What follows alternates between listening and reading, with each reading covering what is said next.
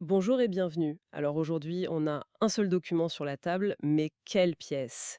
C'est un communiqué de presse officiel qui nous vient tout droit du Cameroun, daté d'aujourd'hui même, 15 décembre 2025. Et ce qui frappe tout de suite, c'est l'entête. Il est émis par le bureau du président élu Issa Chiroma Bakary. Rien que ce mot élu, c'est déjà toute une déclaration. C'est le point de départ de tout, en fait. Notre mission, si on peut dire, c'est de décortiquer ce que cette simple page contient. Parce que ce n'est pas juste de l'info, c'est une arme politique. La forme même du document, ce sceau, la mise en page très formelle, tout est calculé. On va aller voir derrière les mots pour comprendre la tension qui est en train de se jouer. C'est exactement ça. On va décortiquer la stratégie. Comprendre comment un cas qui semble humanitaire à première vue devient en fait le levier d'une revendication politique bien plus large. Alors, plongeons directement dedans. Le titre est sans équivoque. Alerte concernant les conditions de détention et l'état de santé de M. Djekam Tchameni. On ne perd pas de temps, on nomme une personne, on installe l'urgence. C'est une tactique classique et très efficace. L'accroche humaine. Avant de parler de politique, de concepts abstraits, on vous donne un visage, une histoire, un danger. Donc, ce monsieur Tchameni, il est détenu depuis le 24 octobre 2025. Ça fait presque 2 mois. À la prison centrale de Kondengui. Et c'est là que le choix des mots devient crucial. Oui, Le texte parle d'une détérioration inquiétante de sa condition physique et psychologique. flippante ou difficile, je ne sais pas, mais inquiétante. Ça sonne comme une sirène d'alarme. Ça suggère que le pire est imminent. Exactement. C'est un mot qui est conçu pour générer une réaction, un sentiment d'urgence. Il n'est pas du tout neutre. Il implique un danger de mort. Et pour renforcer ça, le communiqué précise l'origine de sa détention. Une arrestation arbitraire et une incarcération au CED. La mention du CED, le secrétariat d'État à la Défense, elle n'est pas anodine non plus. Ah non! Ça nous dit tout de suite qu'on n'est pas dans une affaire de droit commun. Le CED, c'est le renseignement, la sécurité de l'État. Ça connote une affaire politique, gérée au plus haut niveau de l'appareil sécuritaire. C'est une façon de dire que son arrestation n'a rien à voir avec la justice ordinaire, quoi. En une phrase, le décor est planté.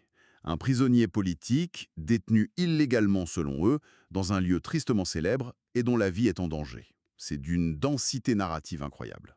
On a l'impression d'avoir compris l'enjeu principal. Et pourtant, le paragraphe qui suit fait tout basculer. Le ton change, la gravité monte d'un cran. C'est presque un coup de théâtre. Oui, c'est le pivot du document. On passe de l'alerte à l'accusation. Et une accusation d'une violence. Inouï. Le texte établit un parallèle direct et glaçant. Je cite: Après le meurtre de son codétenu, Monsieur Anicet Ekané, le mot meurtre est lâché. On ne parle plus d'une simple crainte, on affirme qu'un précédent a eu lieu et on le qualifie de meurtre. C'est une escalade rhétorique massive. L'utilisation de ce mot, c'est tout sauf un hasard. Juridiquement, le meurtre, ça implique une intention. Ils ne disent pas après le décès ou la mort tragique, non, non. Ils disent meurtre. C'est une ligne rouge qui est franchie. Et il précise même comment ce meurtre aurait été commis. Monsieur Ekané aurait été, je cite encore, délibérément privé de soins médicaux appropriés. Délibérément. C'est la deuxième charge de la bombe. On sort de la négligence, de l'accident, on entre dans l'acte intentionnel. Et ce qui est fascinant ici, c'est vraiment la stratégie. En liant le sort de M. Tchameni à celui de M. Ekané, le communiqué rend la menace pas immédiate, tangible. La peur abstraite du «il pourrait lui arriver quelque chose» se transforme en scénario concret. Ils vont lui faire la même chose qu'à l'autre. Voilà. C'est une manière de dire aux autorités «on vous voit, on sait comment vous opérez». Ça met une pression psychologique énorme sur les geôliers et sur leurs commanditaires. C'est une mise en garde publique qui prend le monde entier à témoin. Le message, c'est: on n'a pas oublié Anissette et Cannes et on ne vous laissera pas faire une deuxième fois en silence. Absolument. Chaque heure qui passe sans soin pour M. Tchameni devient, à travers ce prisme, une potentielle confirmation de l'accusation. C'est c'est audacieux quand même, hein. Souvent, on entend parler de conditions inhumaines, de manque de soins, mais là, utiliser meurtre et délibérément, c'est entrer dans le champ de l'accusation criminelle directe. C'est un pari risqué. Et ça nous amène logiquement aux revendications. Face à une situation présentée comme aussi extrême, les demandes doivent être à la hauteur. Le communiqué en formule 3, très précise pour M. Tchameni. La première, elle est évidente. Sa libération est immédiate. Bien sûr, C'est la demande maximale. La deuxième est plus pragmatique, un peu comme un plan B humanitaire, son transfert et son traitement urgent dans un établissement médical approprié. Et ça, c'est très habile. C'est une manière de mettre les autorités face à leurs responsabilités. Refuser de libérer un opposant, ça peut se justifier politiquement. Mais refuser de soigner un homme qui serait mourant, c'est beaucoup plus difficile à défendre, surtout sur la scène internationale. C'est difficile à rejeter publiquement sans passer pour un régime cruel. C'est ça. Et la troisième demande, en fait, c'est un avertissement, une menace à peine voilée. On prévient que le président Issa Chiroma Bakari met en garde contre un autre décès en détention. C'est la ligne rouge, mais tracée officiellement. Une fois, c'est un meurtre que nous dénonçons.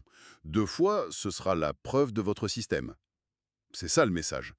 Mais on sent bien que le cas de cet homme, aussi dramatique soit-il, n'est pas la finalité du document. Non, et c'est là que tout le jeu politique se révèle.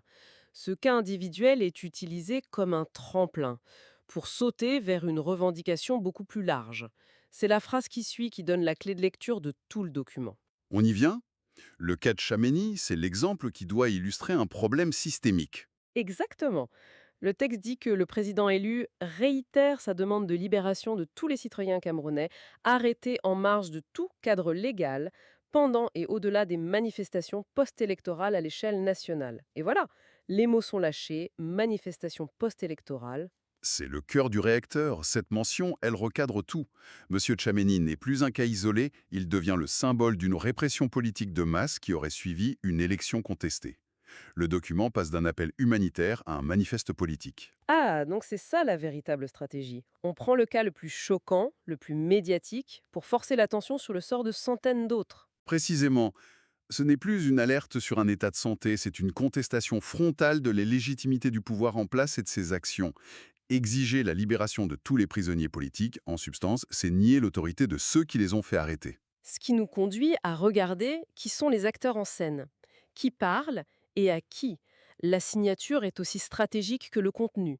Le communiqué vient de la porte-parole du président élu, identifié comme Barrister Alice Newcombe. Chaque mot compte. D'abord, président élu. Ce n'est pas candidat, opposant, leader. Non. C'est une affirmation de légitimité. Il ne se positionne pas comme une alternative, mais comme le pouvoir légitime qui a été spolié. C'est une guerre de récits. Nous sommes le vrai gouvernement. Ceux qui occupent le palais ne sont que les autorités actuelles. Le terme actuel, c'est une façon de dire qu'elles sont temporaires. C'est tout à fait ça. Et pour porter ce récit, qui choisit-on? Une barrister, maître Alice Nkom. Une avocate connue, respectée. Ce n'est pas un apparatchik. Le choix d'une juriste donne une caution de légalité et de sérieux. Le message, c'est « Notre combat, c'est un combat pour le droit ». Et cette juriste, elle s'adresse donc aux autorités politiques et judiciaires actuelles, mais on sent que les destinataires sont multiples. Bien sûr. Officiellement, c'est une interpellation des autorités camerounaises. Mais la formulation, c'est une mise en demeure publique. La phrase « attirer l'attention sur leur pleine et entière responsabilité », c'est du pur langage juridique. Pleine et entière, ça veut dire qu'il n'y a pas d'échappatoire. Donc en fait, ils leur disent, si cet homme meurt, ce sera de votre faute. Et on a ce document daté, public, pour le prouver au monde entier. Ça place les autorités dans une situation quasi impossible. S'ils ne font rien, ils ont l'air coupables. S'ils cèdent, Ils ont l'air faibles et ils donnent une victoire à l'opposition. C'est un piège politique parfait. Et c'est là qu'on comprend que les vrais destinataires, au-delà du gouvernement, ce sont les ambassades à Yaoundé, les Nations Unies, les grandes ONG. les médias internationaux. Évidemment, ce document il est conçu pour être lu bien au-delà des frontières du Cameroun. C'est une internationalisation du conflit. Alors si on prend un peu de recul, qu'est-ce qu'on retient de cette seule page? C'est fou, la quantité de stratégies qui s'y superposent. C'est pour ça que ce document est si riche. C'est comme des poupées russes. Chaque couche en révèle une autre, plus profonde. La première couche, la plus visible, l'alerte humanitaire. L'appel à l'émotion, l'urgence de sauver un homme. C'est ce qui capte l'attention. On ouvre et on trouve la deuxième. L'accusation criminelle. C'est le niveau judiciaire. Moral. On ne dit plus « aidez-le », on dit « vous l'avez condamné à mort ». C'est beaucoup plus agressif. Et si on ouvre encore, on arrive au cœur, à la plus petite poupée, qui est en fait la plus importante. L'acte de défi politique. Un camp qui revendique la victoire, qui se pose en gouvernement légitime. Et qui conteste l'autorité de l'État sur son propre appareil sécuritaire. Voilà. Cette page, c'est une photographie à l'instant T d'une lutte de pouvoir acharnée. Le conflit se joue entre celui qui contrôle la force physique, les prisons, et celui qui revendique la légitimité démocratique. Ce qui m'amène à la question de la suite. Un document aussi explosif, ce n'est pas une fin en soi, c'est une ouverture. Ça force une réaction. Qu'est-ce qui peut se passer maintenant? C'est toute la question. Les autorités sont dans une position extraordinairement délicate. Le silence est une option, mais il peut être interprété comme un aveu de culpabilité, surtout si l'état de santé de M. Tchamenei se dégrade. Chaque jour de silence les enfonce. Il pourrait aussi réagir avec force, nier en bloc, accuser l'opposition de manipulation. Mais est-ce que ça ne confirmerait pas l'image de régime brutal que le communiqué cherche à construire? C'est le risque, oui. Une réaction agressive pourrait être exactement ce que l'opposition attend, pour valider son narratif. L'autre option, ce serait de jouer l'apaisement. Transférer M. Tchamenei, mais comme on disait, ce serait vu comme une victoire majeure pour l'opposition. C'est un véritable casse-tête stratégique pour le pouvoir en place. Et au-delà de leur réaction, il y a l'impact du document lui-même. Une fois qu'il circule, il acquiert sa propre vie. Il devient un fait, un point de référence dans le dossier. Il pourra être cité dans des rapports de l'ONU, dans des briefings diplomatiques. Il change subtilement l'équilibre des forces en donnant des munitions à ceux qui, à l'international, voudraient faire pression.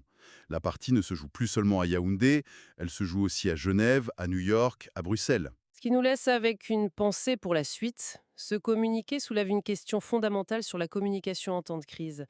Jusqu'où peut-on pousser l'accusation avant que les mots ne deviennent eux-mêmes un facteur d'escalade irréversible? En qualifiant la situation de meurtre, l'opposition a placé la barre si haut qu'un retour au dialogue semble presque impossible. Comment les deux camps peuvent-ils reculer d'une position aussi radicale? Et si personne ne recule, quelle est l'étape suivante, au-delà des communiqués? C'est la question inquiétante que cette simple page nous laisse en suspens.